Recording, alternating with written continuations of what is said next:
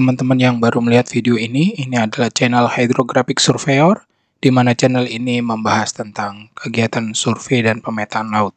Bagi teman-teman yang ingin mendapatkan update video tentang survei dan pemetaan laut, silakan subscribe dan tekan tombol notifikasinya. And for those of you who are in other countries, you can change subtitle by your own language. Untuk menghasilkan data SET-scan sonar dengan hasil yang baik dan akurat, diperlukan suatu kegiatan yaitu PES-test. Nah, selama ini yang kita ketahui, PES-test itu hanya dilakukan pada saat kita melaksanakan survei menggunakan multi-beam echo sounder. Namun, pada kenyataannya, jika PES-test ini kita terapkan pada saat pelaksanaan survei menggunakan SET-scan sonar, itu data akan hasilnya sangat baik sekali dan sangat akurat. Namun, kegiatan PES-test yang dilakukan pada saat kita survei menggunakan SET-scan sonar itu tidak sekompleks seperti pada saat kita melakukan PES-test menggunakan multi-beam echo sounder. Di mana kalau PES-test peralatan multi-beam echo sounder itu terdiri dari pengukuran PES-test pitch, roll, yaw, dan latensi. Nah, di kegiatan survei menggunakan SET-scan sonar ini, PES-test yang diukur hanya untuk mematchingkan objek dari sumbu aksis X dan sumbu Y, di mana jika pada kedua sumbu ini sudah terkoreksi dengan benar, artinya koreksi layback dan offset itu sudah terkoreksi dengan baik. Kemudian metode pelaksanaan PES-test SET-scan sonar itu kurang lebih sebagai berikut. Hampir sama kita melaksanakan koreksi roll pada proses PES-test multi-beam, namun bedanya pada PES-test SET-scan sonar itu sapuan tidak benar-benar menumpuk berada di atasnya. Karena kenapa?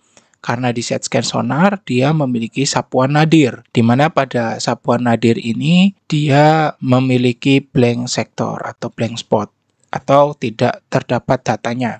Di mana kita tahu sapuan SET-scan sonar itu memiliki data hanya sapuan yang berada di SWOT kanan dan SWOT kiri. Nah, si benda itu dia berada di tengah-tengahnya seperti ini. Jadi pada saat PES-test sama seperti melaksanakan PES-test multi-beam echo sounder pada saat roll, koreksi roll. Jadi arah lajur berlawanan, kecepatan sama, dan di situ ada objek. Proses pengambilan PES-test ini tidak harus di awal kegiatan survei. Jadi kita bisa melaksanakan running survei terlebih dahulu, tentu saja dengan mekanisme pelaksanaan penyapuan itu dilakukan menggunakan skala atau lebar SWOT atau rank scale yang sama dari awal sampai akhir. Kemudian panjang layback dan posisi offset peralatan pemosisi itu juga sama. Kemudian si objek ini disapu dari sapuan sisi kanan atau kiri.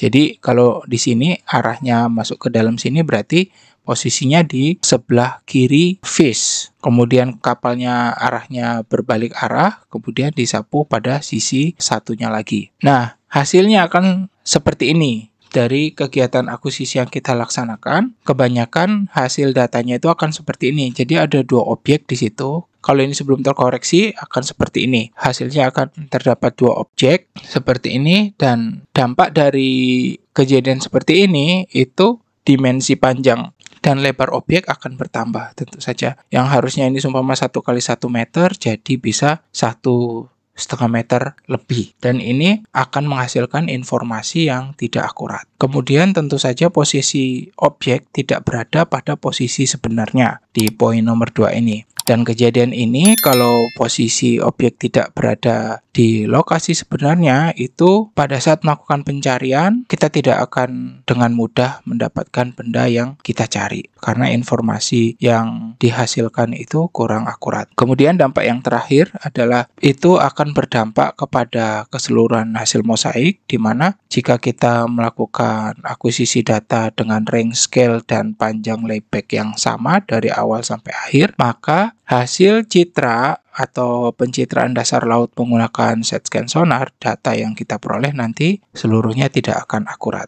Dari peristiwa ini kita membutuhkan koreksi PES-test SET-scan sonar untuk menyamakan atau mematchingkan aksis X dan Y, sehingga si objek yang kita deteksi atau kita scan di dasar perairan seluruhnya akan match jadi satu. Seperti ini tentu saja. Jadi dengan menjadi satunya si benda ini, kita akan mendapatkan informasi dimensi panjang dan lebar objek itu mendekati sesungguhnya. Kemudian posisi yang kita hasilkan juga akan akurat, dan data hasil survei set scan sonar yang kita hasilkan keseluruhannya akan menghasilkan data yang baik. Tentu saja pada pelaksanaan ini kita memiliki persyaratan untuk diterapkan di data hasil set scan sonar kita. Yang pertama persyaratannya yaitu tidak merubah lebar sapuan atau range scale dari awal sampai akhir. Nah, pada saat kita melaksanakan survei menggunakan set scan sonar, kesalahan terfatal seorang surveyor yaitu salah satunya dia merubah-rubah range scale. Sementara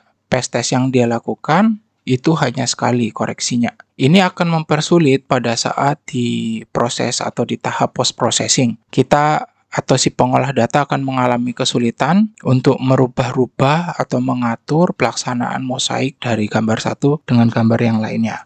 Namun jika kita tidak merubah range scale, koreksi PES test dari awal sampai akhir itu cukup satu kali saja, maka bisa di-generate ke seluruh data, sehingga pada saat tahap post processing itu tidak begitu mengalami kesulitan. Kemudian persyaratan yang kedua yaitu panjang layback dan offset itu tetap. Jadi dari awal sampai akhir itu jika offsetnya 1,5 meter dan laybacknya 20 meter dari awal sampai akhir, maka koreksi PES test yang kita masukkan itu cukup sekali saja. Setelah dapat bisa di-generate ke seluruh data atau lajur yang sudah kita peroleh. Kemudian persyaratan yang ketiga, kecepatan kapal itu konstan, jadi tetap. Ini bertujuan untuk mempertahankan altitude si fish atau sensor set scan sonar yang berada di dasar perairan. Jika kecepatan yang kita gunakan konstan dari awal sampai akhir, maka kita akan menghasilkan data